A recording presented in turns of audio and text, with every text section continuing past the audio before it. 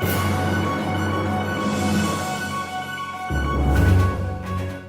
to today's episode of Education Weekly. I'm Kaylee. And I'm Casiday. Today we will be discussing the hottest topics in education with many of the teachers and students that are enacting these practices. Yes, service learning is a hot topic indeed. We caught up with Mrs. Lane, a teacher in the community, to tell us a little bit about how service learning projects align with grade level standards. Thanks, Kaylee. So today I'm here to talk to you about how we can incorporate Common Core standards in using service learning in the classroom. So what we've done is we've compiled 7 different standards for 7 different grade levels that we can use when referencing service learning in the classroom. So to get started, we're going to discuss a kindergarten standard. This standard says we simply discuss responsibilities of being a good citizen. That's pretty common sense, and that's very easy to implement in service learning. For first grade, it's also similar as well. We demonstrate ways of being a good citizen in multiple settings. For second grade, describe roles and responsibilities of individuals in a democracy.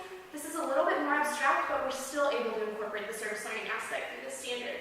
When we look in third grade, we use deliberative processes in making decisions and acting upon civic problems in the classroom and school. Again, great for implementing service learning projects. Fourth grade, we use deliberative processes in making decisions and acting upon civic problems similar to that of third grade. In fifth grade, we're examining actions of individuals and groups that illustrate civic virtues at the local, state, and national level. Again, as the grades increase, we're getting a little bit more complex with these ideologies, but they're still great to implement service learning. For sixth grade, we're examining civic virtues that guide government, society, and communities over time. And that's all the time we have for this. Back to you, Kaylee. Thank you, Mrs. Lane.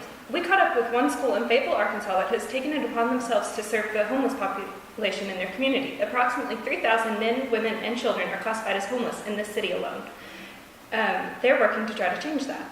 I got up with the educator behind this service learning project to learn more about how they tackled this issue.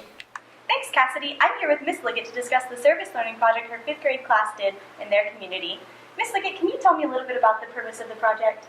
Yes, thank you, Kaylee, for having me. First off, I'm really excited to be here to share what my class did and what we came up with. So first, when we were exploring the idea of a service learning project, we began with just having an open discussion about what my students thought about their community and the needs that they saw present in the community. And so students had an opportunity to share in an open forum amongst their peers what that got them excited, the needs that they saw, and even ways that they could be a help to those needs in the community.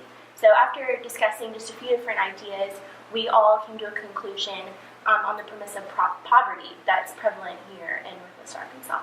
Very cool. What methods did you use to provide aid to the homeless population of Fayetteville? Yes, so we decided in premise of poverty to direct our service learning project to help out with the homeless population, like you said. And so first off, we began by just brainstorming and researching information about our community and what that looked like. And in our researching, we found an organization, Seven Hills Homeless Shelter, that their mission is to serve the impoverished and the homeless here in the area. And so we began there. Our class, we brainstormed and we developed a letter to address to the volunteer coordinator at Seven Hills Homeless Shelter. And in contacting the volunteer coordinator, we were able to develop a plan for our service learning project.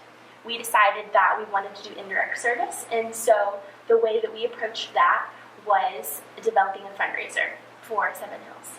That's awesome.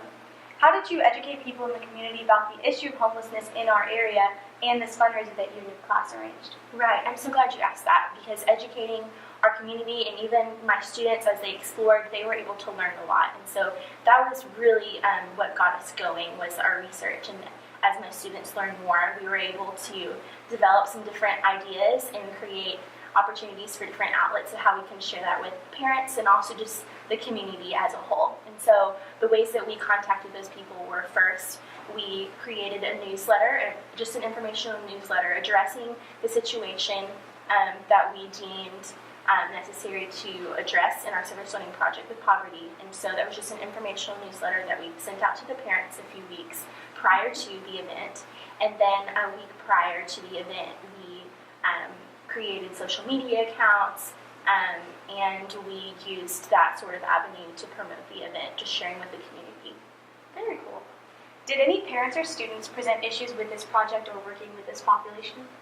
Yes. So there were when you're dealing with service learning and you deal with issues that are sensitive, it's important to just be culturally competent of like the needs of your students and the family. And so when we addressed the situation, it was important for me to be informed as well. And so in commuting with Kitty and the parents, it was important to be very clear and also sensitive to any sort of experiences or culture that they might have experienced or affiliated themselves with. And so the teachers are in my pod and also the parents were all very supportive, and of course it was all about really just engaging the students in their community. And so it really had a positive impact, I think, on both the parents of the students and the students themselves.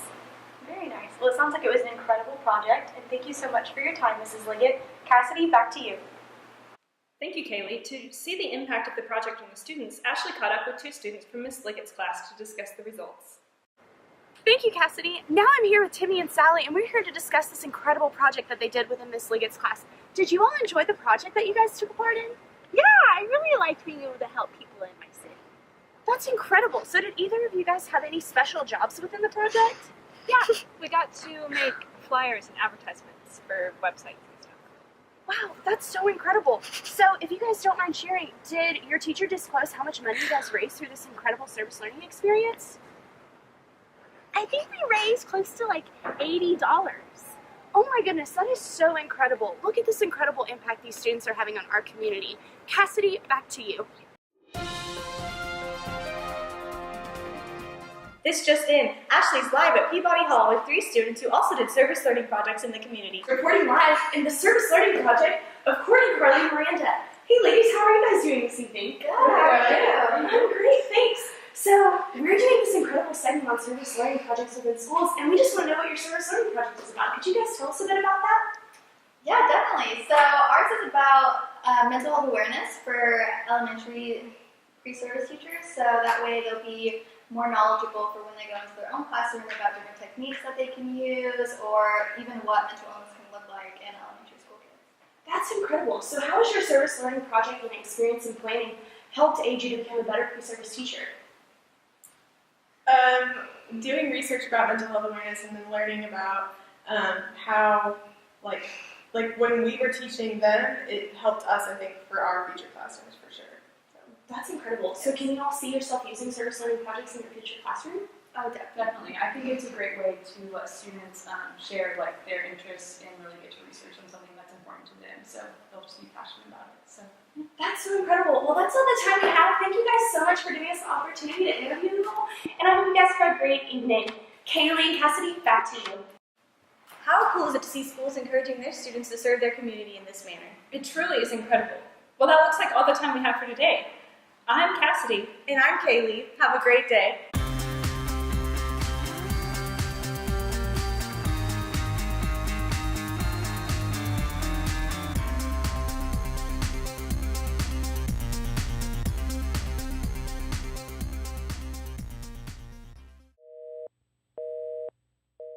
Thanks, Ashley. Did you hear my chair squeak? This learning project to learn more of how they tackled this issue. Microphones, sponsored by Sharpie.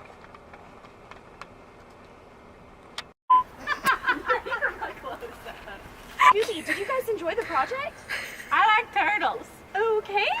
I like turtles. All right. For the project? Yeah, we got to make flyers and advertisements for websites and stuff. Wow, that's so Hello, darkness, my old friend.